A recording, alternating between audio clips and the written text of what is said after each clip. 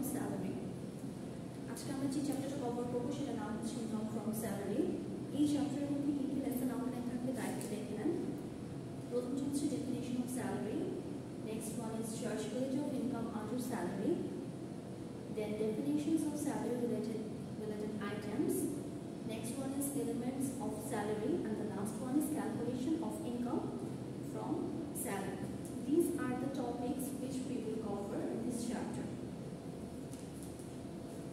So the first topic is definition of salary. Salary মধ্যে normally আমরা কি বুঝি?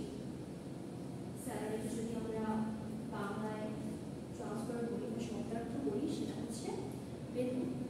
এখন এই স্যালারিটার ডেফিনিশন কি? অ্যাকচুয়ালি আমাদের যে ইনকাম ট্যাক্স অ্যাক্ট আছে সেই অ্যাক্ট অনুযায়ী স্যালারি ডেফিনিশনটা কি? জেনারেল পার্সপেক্টিভ থেকে স্যালারিকে যেভাবে ডিফাইন করা হয় সেটা হচ্ছে salary means periodical payment made for work to an employee from employer for the services rendered to him.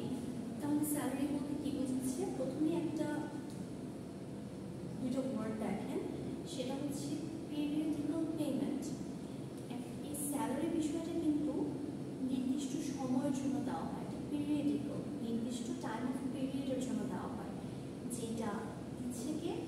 Employer দিচ্ছে। কাকে দিচ্ছে? এমপ্লয়কে দিচ্ছে। এমপ্লয় এমপ্লয়ারের আন্ডারে কাজ করে।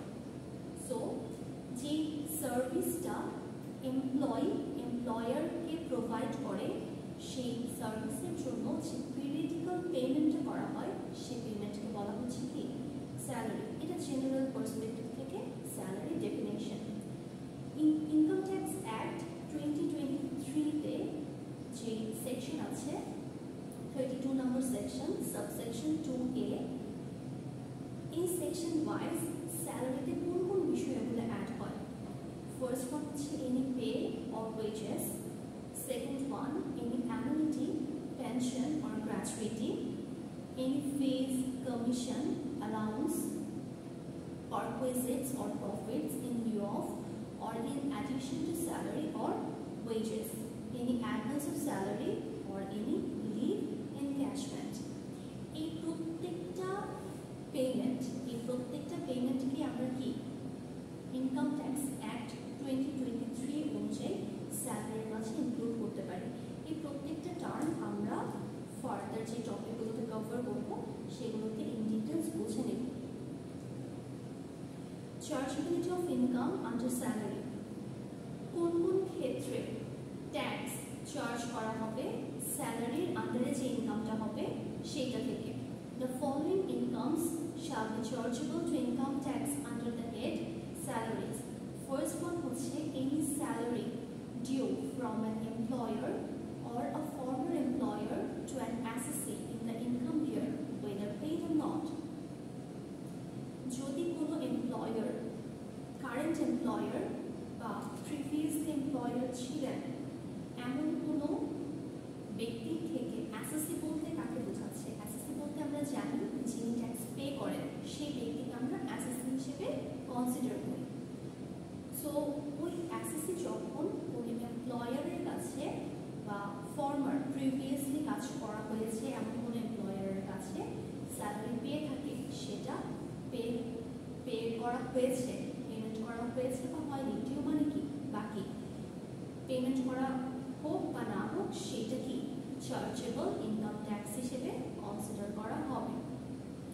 Any salary paid or allowed to him in the income year by or on behalf of an employer though not due or before it become due to him. Second নম্বরে কি বলেছে? যে স্যালারিটা অলরেডি পে করা হয়েছে বা তাকে allow করা হয়েছে ওই স্পেসিফিক ইনকাম ইয়ারে। ইনকাম ইয়ার বলতে কি? একটা নির্দিষ্ট টাইম পিরিয়ডে স্যালারিটা কনসিডার করা হয় আর কাউন্ট করা হয়। ওই স্পেসিফিক ইনকাম ইয়ারে তাকে যে স্যালারিটা পে করা হয়েছে বা তাকে অ্যালাউ করা হয়েছে সেই স্যালারিটাও চার্জেবল ইনকাম ট্যাক্সে স্যালারির আন্ডারে কনসিডারেবল হবে।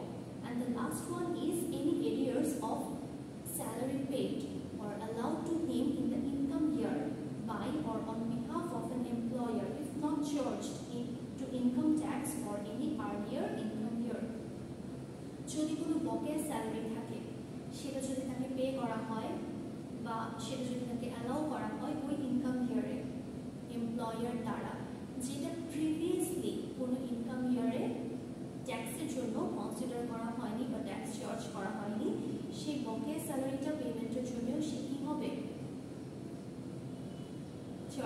ইনকাম ট্যাক্সে সেই অ্যামাউন্টটা অ্যাড হয়ে যাবে। দ্যাট মিনস এখানে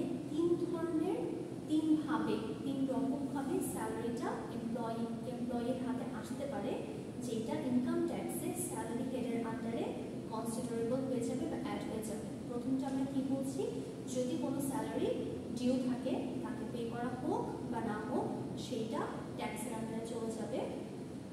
সেকেন্ড নাম্বারটা হচ্ছে তাকে যে স্যালারি পে করা হয়েছে সেইটা, অ্যান্ড লাস্ট ওয়ান হচ্ছে তাকে কোনো বকেয়া স্যালারি পে করা হয়েছে বা তাকে অ্যালাউ করা হয়েছে যেটা প্রিভিয়াসলি কোনো ইনকাম ইয়ারের মধ্যে ইনকাম ট্যাক্সে কনসিডারেবল হয়নি, সেটাও তার কারেন্ট ইনকাম ইয়ারে অ্যাড হয়ে সেটা ইনকাম ট্যাক্সের আন্ডারে অ্যাড হয়ে যাবে। নেক্সট যে টপিকটা আমরা পড়বো সেটা হচ্ছে definitions of salary related items. Salary related কিছু আইটেমস থাকে, স্যালারির মাঝে কিন্তু জাস্ট বেসিক স্যালারিটাই যে অ্যাড হয় তা কিন্তু না, ডিফারেন্ট কাইন্ডস অফ আইটেম স্যালারির মাঝে অ্যাড থাকে বা স্যালারির সাথে কানেক্টেড কিছু বিষয় আছে, সেই বিষয়গুলো আমরা ডেফিনেশনটা দেখব। First one is perquisite. Perquisite বিষয়টা কি, ডেফিনেশনটা একটু নোটিস করেন। Perquisite refers to any payment made to an employee by an employer in the form of cash or any other form excluding basic salary, festival bonus, incentive bonus not exceeding 10% of disclosed profit of relevant income year, arrear salary, advance salary, leave encashment or leave fare assistance and overtime. পারকুইজিট বিষয়টা তাহলে কি? পারকুইজিট বিষয় হচ্ছে সেই amount যেটা basic salary, festival bonus, incentive bonus বাদে আলাদাভাবে দেওয়া হয়। এই যে অ্যামাউন্টটা সেটা basic salary, festival bonus, incentive বোনাসের মাঝে থাকে না, এগুলো বাদ দিয়ে এক্সট্রা যে পেমেন্টটা করা হয় সেইটা, যেটা কখনোই 10%-এর বেশি হতে পারবে না একটা রিলেভেন্ট ইনকাম ইয়ারের প্রফিটে। ইনকাম ইয়ারের একটা পুরো হোল ইনকাম ইয়ারের টোটাল প্রফিটে 10%-এর উপরে হতে পারবে না, এবং তার যে স্যালারি তাকে যদি কোনো অ্যাডভান্স স্যালারি দেওয়া হয়, লিভ এনক্যাশমেন্ট দেওয়া হয় আর লিভ ফেয়ার দেওয়া হয়, এই সব কিছু মিলিয়ে 10%-এর উপরে কখনো পারকুইজিটটা যাবে না। ইন শর্ট যদি আমরা বলি, পারকুইজিট হচ্ছে একটা এক্সট্রা পেমেন্ট যেটা basic salary, festival bonus, incentive bonus বাদে কনসিডার করা হয় বা ক্যালকুলেট করা হয়। নেক্সট ওয়ান হচ্ছে profits in lieu of salary. এই বিষয়টি কি? It is the amount of compensation due to or received by an assessee from his employer at or in connection with the termination of or the modification of any terms and conditions relating to his employment. আমরা যখন কোনো একটা অর্গানাইজেশনে job করি, বিভিন্ন রিজনে আমাদের এমপ্লয়মেন্টের different kinds of যে terms and কন্ডিশনসগুলো থাকে সেগুলোতে চেঞ্জেস আসতে পারে বা মডিফিকেশন হতে পারে, অর এনি কাইন্ড অফ সিচুয়েশনে আমাদের জবটা টার্মিনেট হয়ে যেতে পারে। ইন দ্যাট কেসেস স্যালারির এগেইনস্টে বা স্যালারি না দিয়ে তাকে একটা কম্পেনসেশন দেওয়া হয়, যে আপনার এটা মেইনলি দেওয়া হয় যখন এমপ্লয়ি সাডেনলি কোনো একটা তার কারেন্ট জবে কোনো একটা প্রবলেম ফেস করে। যখন কোনো একটা জব সাডেনলি টার্মিনেট হয়ে যায় বা জবটা হাত থেকে ছুটে যায়, তখন কিন্তু এমপ্লয়ি একটু প্রবলেমেটিক একটা সিচুয়েশনে পড়ে যায়। এই জন্য তাকে কী করা হয়, স্যালারি না দিয়ে স্যালারির কম্পেনসেশন হিসেবে একটা অ্যামাউন্ট তাকে দিয়ে দেওয়া হয়। বা এরকম হতে পারে, ফর এক্সাম্পল এমপ্লয়ের পোস্টিং হচ্ছে ঢাকায়, for some kind of reason তাকে সাডেনলি চিটাগংয়ে পোস্টিং করে দেওয়া হলো। এই যে তার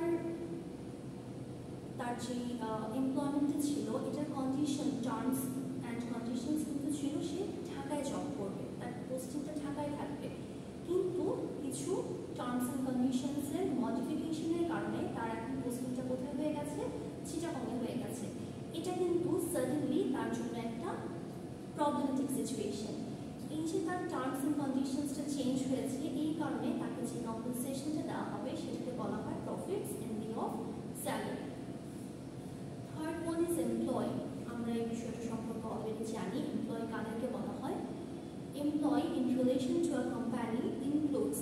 managing director or any other director or other person who, irrespective of his designation, performs any duties or functions in connection with the management of the affairs of the company.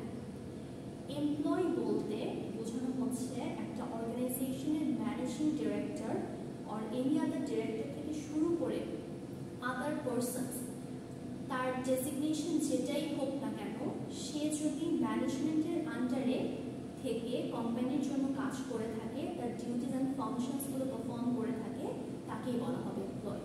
আমরা sometimes মনে করি একটা অর্গানাইজেশনের managing director আর director পজিশনে যারা থাকে তারা কোম্পানির ওনার, তারা কোম্পানি সব কিছু ওন করে থাকে। No, it's not like that. They perform their duties as an employee in an organization. তারা ম্যানেজমেন্টের সাথে কানেক্ট করে কোম্পানির বিভিন্ন ডিউটিস অ্যান্ড রেসপন্সিবিলিটিসগুলো তারা কি করে থাকে, পারফর্ম করে থাকে। এবং অর্গানাইজেশনে ম্যানেজিং ডিরেক্টর থেকে শুরু করে সব ধরনের পার্সন যারা ম্যানেজমেন্টের সাথে কানেক্টেড এবং ম্যানেজমেন্ট যেই ওয়েতে তাদেরকে ফাংশন করতে বলবে সেই ওয়েতে নিজেদের কাজগুলো কমপ্লিট করে সবাইকে এমপ্লয়ি হিসেবে কনসিডার করা হয়। 4 নম্বর পয়েন্ট হচ্ছে এমপ্লয়ার। আমরা এই বিষয়টাও জানি, employer means a person or an organization who appoints or recruits the employee to work for him according to the instruction. It denotes the person who has employed the associate. Simply definition টা দেওয়া হয়েছে, employer বলতে কোন একজন পার্সনকে বোঝানো হয় বা একটা অর্গানাইজেশনকে বোঝানো হয় যারা অ্যাপয়েন্ট করে নিয়ে আসে বা রিক্রুট করে নিয়ে আসে তাদেরকে, এমপ্লয়িদেরকে, যারা ইনস্ট্রাকশনস অনুযায়ী ওই এমপ্লয়ারদের জন্য কাজ করবে। বেসিক্যালি এমপ্লয়ার তাদেরই বলা হয় যারা অর্গানাইজেশনে রিক্রুটমেন্টের কাজটা করে বা এমপ্লয়িদেরকে অ্যাপয়েন্ট করে এবং তাদের এমপ্লয়ারদের ডিরেকশন অনুযায়ী কিন্তু আলটিমেটলি এমপ্লয়ি কাজ করে। এটা হতে পারে যে কোনো পার্সন, হতে পারে যে কোনো organisation. Normally in general terms অ্যাসোসিয়েটদেরকে এমপ্লয়াররা অর্গানাইজেশনে রিক্রুট করে নিয়ে আসে। অ্যাসোসিয়েট বলতে আমরা বুঝতেই পারছি যে ট্যাক্স পে করবে।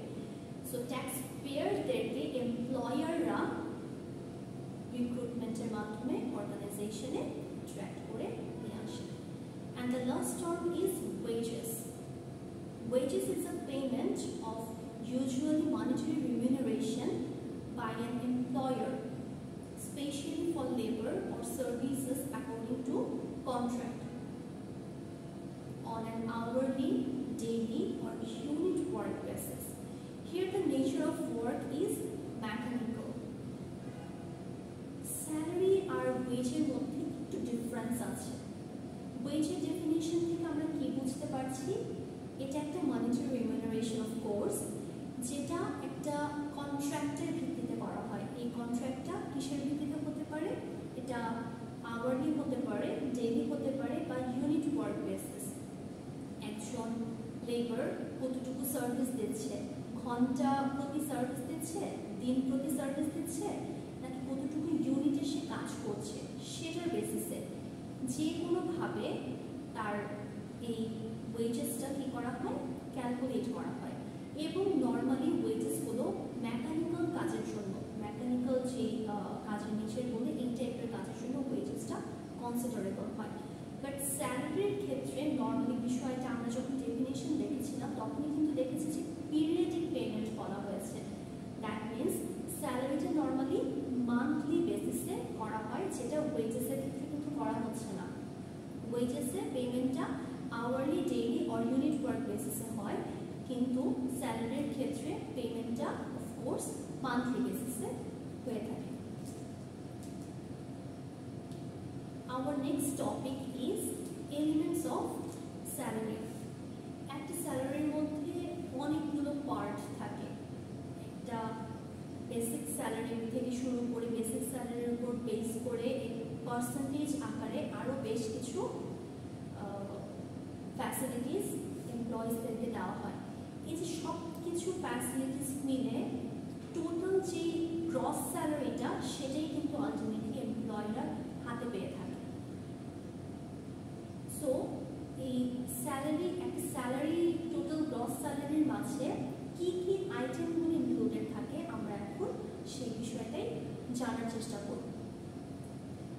So the first one is basic salary. এই basic salary এটাই কিন্তু ফুল স্যালারির মেইন যে অ্যামাউন্টটা সেইটার উপর বেস করে কিন্তু বাকি যে পার্সেন্টেজগুলো সেগুলো ক্যালকুলেট করা হয়। So what is basic salary?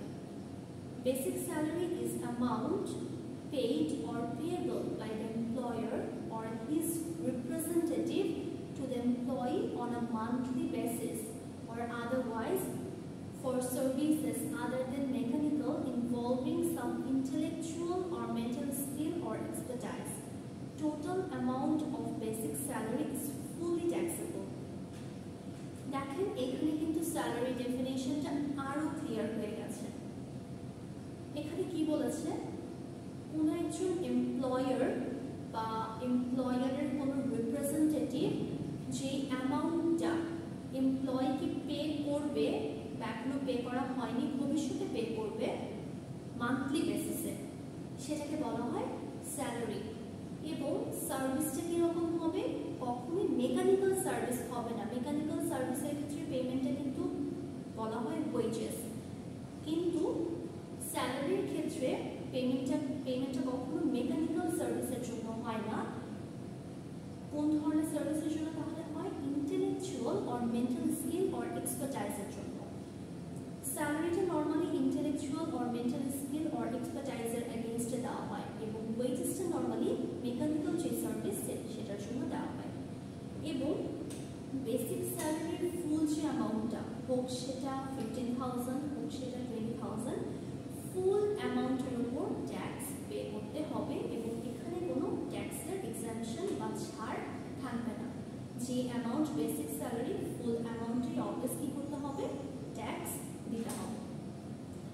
Dearness allowance. What is dearness allowance?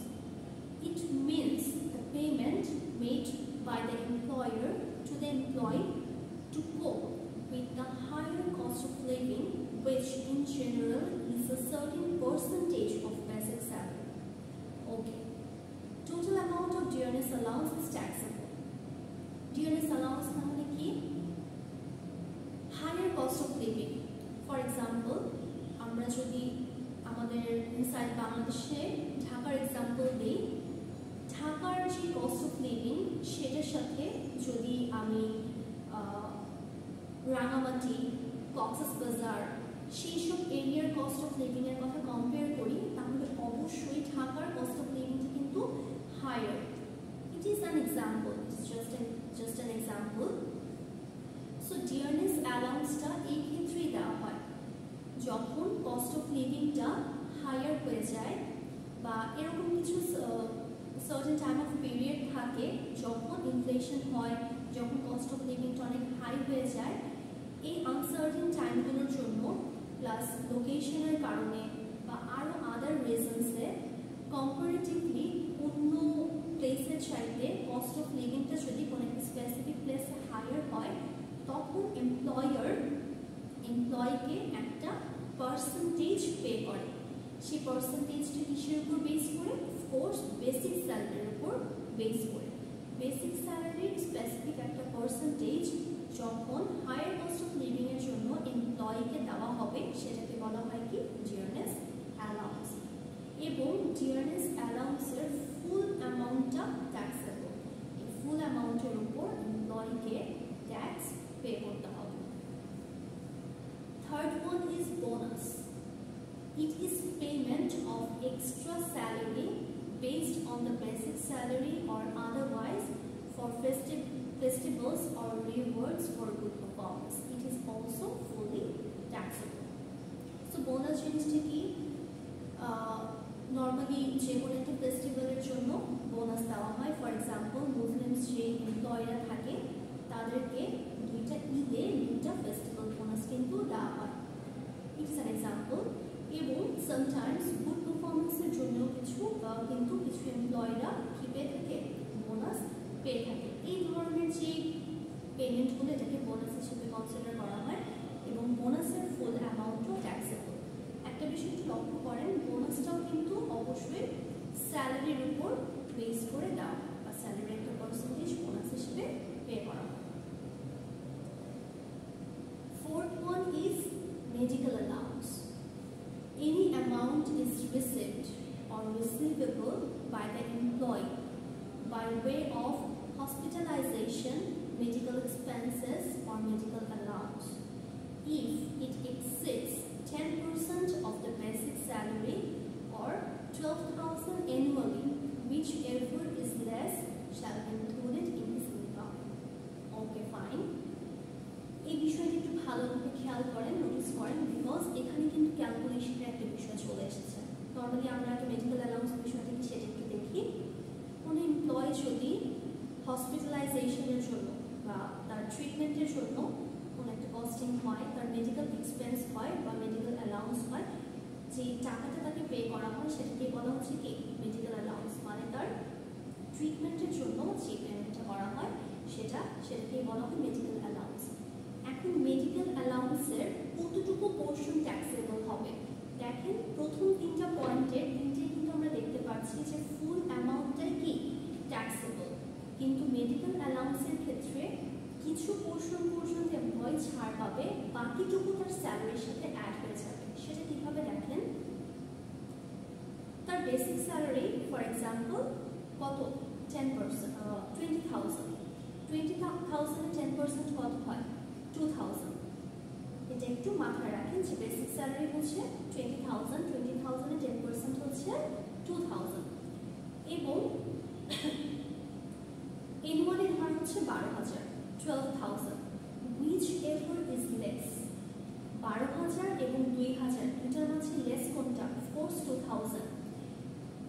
এই 10% অফ বেসিক স্যালারি এবং 12,000, আচ্ছা অ্যানুয়ালি কিন্তু, তাহলে যদি আমরা 10% অফ বেসিক স্যালারি এটার পার মান্থে যদি আমরা 2,000 করে ধরি, তাহলে অ্যানুয়ালি কত হবে 24,000 এবং 12,000 তো একটা লামসাম অ্যামাউন্ট কনসিডার করা হয়েছে। এই দুইটার মাঝে যেটা লেস সেটা কি স্যালারি হিসেবে